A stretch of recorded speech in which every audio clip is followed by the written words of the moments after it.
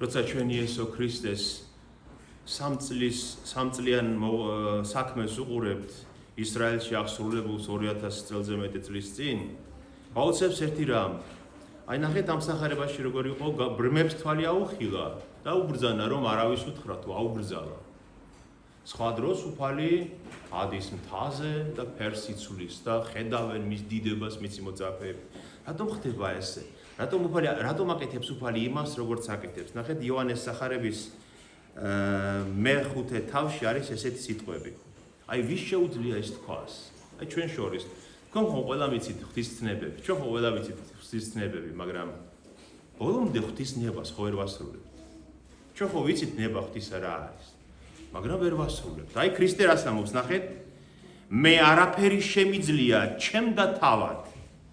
როგორც მესმის, ისე განსჯი და ჩემი მსჯავრი არის მართალი, ვინაიდან ჩემს ნებას კი არ ვეძებ, არამედ ჩემი მომავლინებელი მამის ნებას. აი ვის შეუძლია თქვას, რომ ჩემი მსჯავრი არის მართალი? რომელ შეუძლია ჩვენთანგან შეუძლია თქვას, რომ აბსოლუტურად ობიექტური ვარ ყოველთვის? შეუძლია ვინმეს ეს თქვას? მე არასდროს არ ვწდები, ჩემი განსჯა, ჩემი მსჯელობა, ჩემი შეხედულება ყოველთვის მართალია. ხომ არავის არ შეუძლია. უფალი ამბობს, ჩემი მსჯავრი ყოველთვის მართალია, იმიტომ რომ ყოველთვის მუდამ ვეძებ ჩემი მამის ნებას და არა ჩემს საკუთარ ნებას. ეს რას გვასწავლის, რომ ვისაც უნდა იყოს მართალი კაცი ღვთის წინაშე, მან უნდა ეძებოს ღმერთის ნება და არა მისი საკუთარი ნება. აი, ნახეთ, 3 წელი კი არა, მთელი ცხოვრება ვცხოვრობთ, ვცდილობთ, ლოცულობთ, სწავლობთ, მაგრამ მაინც ვხედავთ, რომ მამის ნებას ვერ ვასრულებთ. და როგორ მოახერხა მან, რომ 3 წელიწადში ყველაფერი ისე თქვა, ისე გააკეთა, ისე აღასრულა, ისე მოქმედა, რომ ყველაფერში მამის ნებას ემორჩილებოდა. აი ეს არის ღვთაებრიობა. ის რომ ის არ იყო ადამიანი, არ განკაცებული ღმერთი იყო ადამიანის ხელ ბუნებაში, ბუნებით. აი ეს გვიდასტურებს ყველაზე ნათლად, რომ როგორ შეძლო მან, რომ 3 წელიწადში ყველაფერი იყო მართალი და ყველაფერში ემორჩილებოდა ზეციური მამის ნებას. ხომ საოცარი? აი ეს არის ღვთაებრივი და აი ამიტომაც არის საჭირო სახარების შესწავლა, რომ შენ თუ გინდა შეიცნო ქრისტეს ღვთაებრიობა, აი ესენი უნდა დაინახო. როგორ ასრულებდა ეს იესო ქრისტე ამ 3 წელიწადში ზეციური მამის ნებას. ნახეთ, აი ეს შემთხვევები მე მინდა უფრო დაწვრილებით ნახოთ. ნახეთ, ზოგჯერ ის უგრძალავს სასწაულების გამხილვას. აი მაგალითად, კეთროვანი განკურნა მან და ეუნება აიცოდე არავის უთხრა, წადი ტაძარში და ღრებს აჩვენე შენი თავი, რომ დაგარეგისტრირონ, რომ განიკურნე. ეს კეთროვანი გამოვიდა და მოძდომ თელ ქვეყანას, ანუ არ შეასრულა მისი ნება. ხედავთ? მან აღასრულა ისე როგორც უნდა გაეკეთებინა, მან არ შეასრულა მისი ნება. შემდეგ მარკოზის მე-3 თავში წერია, რომ უწმინდური სულებიო მის წინაშე ემხობოდნენ მის წინაშეო და ყვიროდნენ შენ ახარ ღვთის ძეო და უკრძალავდა უწმინდურ სულებს, რომ გაეთქვათ ვინ იყო ის. დემონებსაც კი უგრძალავდა, რომ გაემხილათ მის შესახებ ამბავი. კიდევ ერთი ადგილია, ახსოვთ, სინაგოგის მთავარის იეიროსის ქალიშვილი 12 წლის გოგონა რომ აღადგინა მანკუდრეთით. როცა გამოდიოდაო იმ სახელთან წერია, უცნაური რამ წერია, აუგრძალა, სასტიკად კაცრად დაუგრძალა, არავინ გაიგოს აქ რაც მოხდა. შემდეგ პეტრემ, როცმამისა მოციქულმა, როცა უფალმა კითხა, რომ თქვენ ვინ გონივართ, მე და პეტრემ როცა აღიარა შენ ხარ ქრისტე, ცოცხალი ღმერთის, ქრისტემ მასაც და მოწაფეებსაც ეუბნება, იცოდეთ, არავინ გაიგოს რომ მე ვარ იესო ქრისტე, რომ მესია მოსულის. რატომ აკეთებს ამას უფალი? ამას ხო, ნახეთ, ამას როცა ამბობს უფალი, ჩვენ ხო ნახეთ, რომ არაფერს ვაკეთებს ჩემი ნებით. ყველაფერს ვაკეთებ მამა ჩემ ზეციური მამის ნებით. ანუ ამასაც როცა უფალი მალავს, უგრძალავს, რომ არ გათქვათ, მამის ნებაა ეს, ხო? თავის ნებას ხომ არ ასრულებს. შემდეგ როცა ის უკვე თავის თავს აცხადებს, ეს არის უკვე იმ 3 წლის დასასრული. როცა დასასრულისკენ მიდის მისი 3 წელიწადი და ჯვარცმა მოახლოვებულია, შემდეგ ხედავთ როგორ ვახსენთ ფერის ცვალებას, წაიყვანა 60 გული და აჩვენა მათ მისი დიდება, ღვთაებრივი დიდება, თუმცა მოსე და ელია ესაუბრებოდნენ მას მის ამ ქვეყნიდან გასვლაზეო. შემდეგ არის ესეთი შემთხვევა, რომ როცა კაიაფასთან დგას სამსჯავროზე, იქ რასეულ ჯვარს რატომ აწვევს, რა კითხა?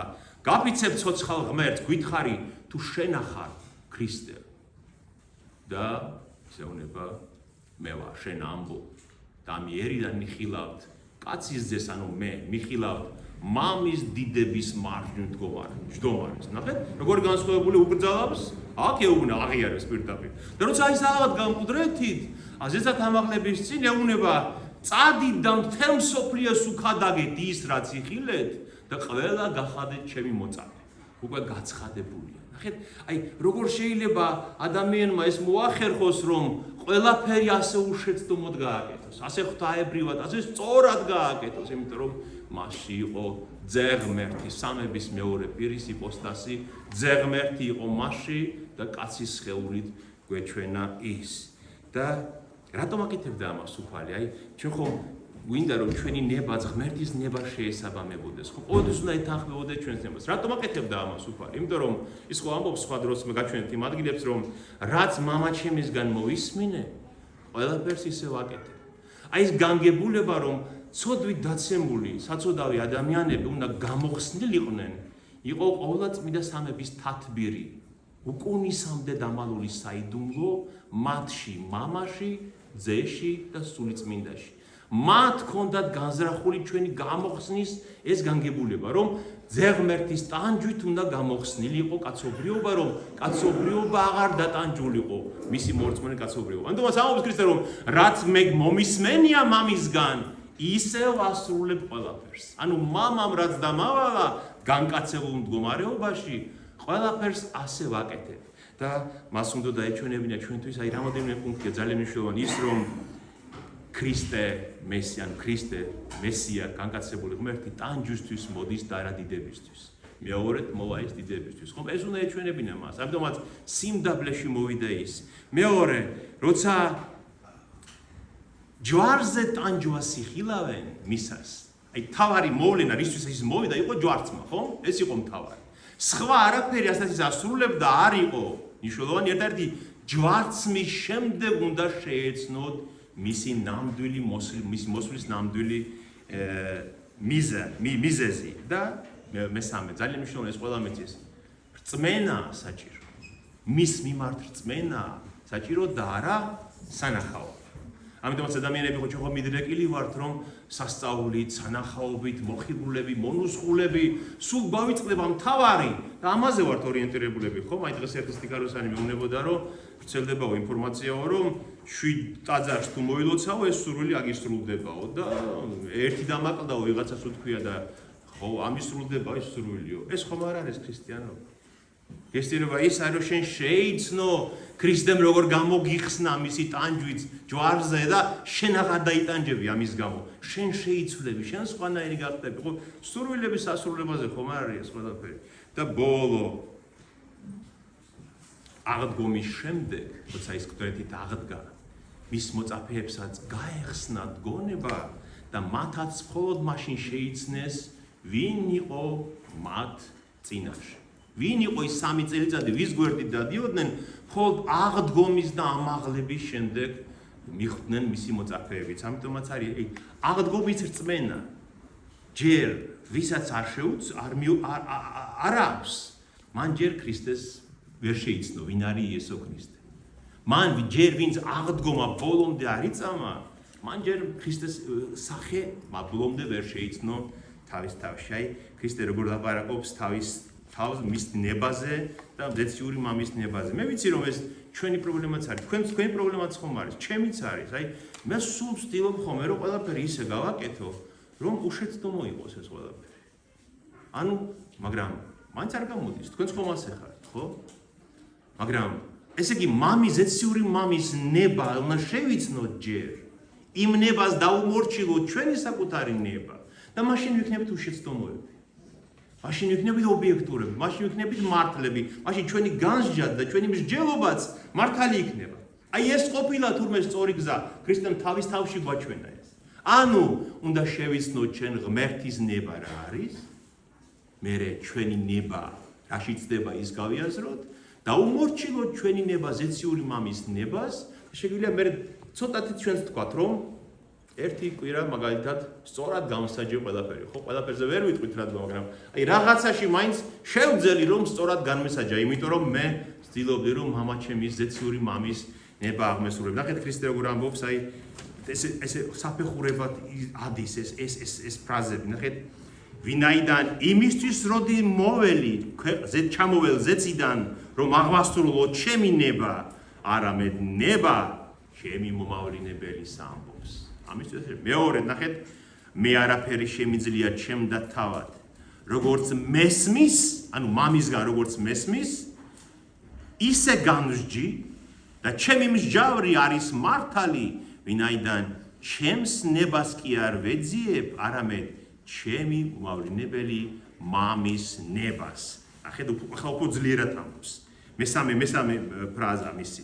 უთხრამათი ესომ მათ საჭმელის ესთავაზეს. როცა დაღლილი იყო სამარიაში რომ გაჭერდა, ხო გავსოთ ჭასთან, როცა ქალს ხდება, დაღლილია, მთელი ღამის ნაციარულები ეს და მომწაფე ეპიგროფი რომ შეად. და საჭმელს აწვდე რომ ჭამე რამე უფალო. დასეუნება უთხრა იესომ, ჩემი საჭმელი ის არის რომ აღვასრულო ჩემი მომავლინებელი ნება და აღვასრულო მისი საქმე. ანუ მისი ნების აღსრულება მისთვის იგივეა რომ საჭმელი ჭამოს. შეგვიძლიათ გაიაზროთ ეს. აი საჭმლის გარეშე ვარ შეგვიძლია, აი ველოდებით რომ წირვა დამთავრდება, გავიქცეთ და სადღაც კარგად ვისადილოთ, ხო? აი ქრისტე ასე უყურებდა მამის ნების აღსრულებას. აი მას შიოდა, აი როგორც საჭმელი ჩემი ის არის რომ მამა ჩემის ნებას არ გადაუხვიო არსად არაფერში. და მეოთხე ნახეთ როგორი ესეც როგორი მნიშვნელოვანია.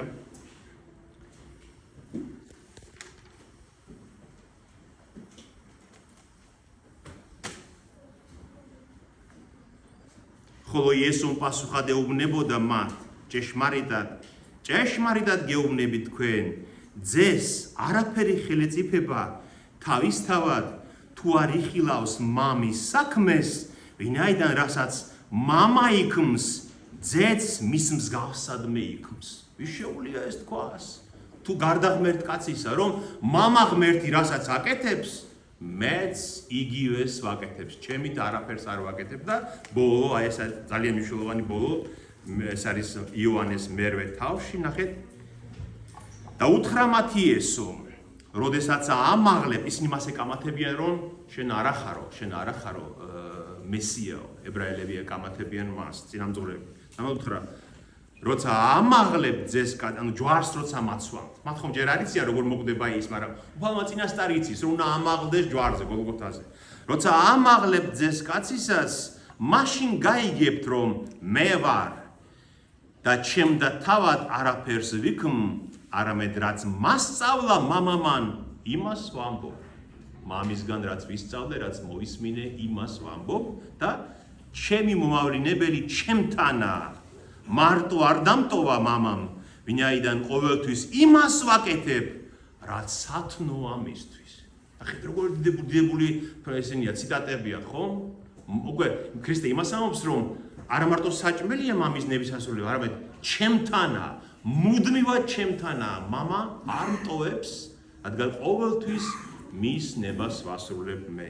თქვენ ხომ მოგსვლია თქვენთანაც ხომ ესეთ შემთხვევა ხომ გქონიათ, რომ აი რაღაცა გადაწყვეტილების წინაშე დგახარ და თითქოს შინაგანად ღმერთი გელაპარაკება.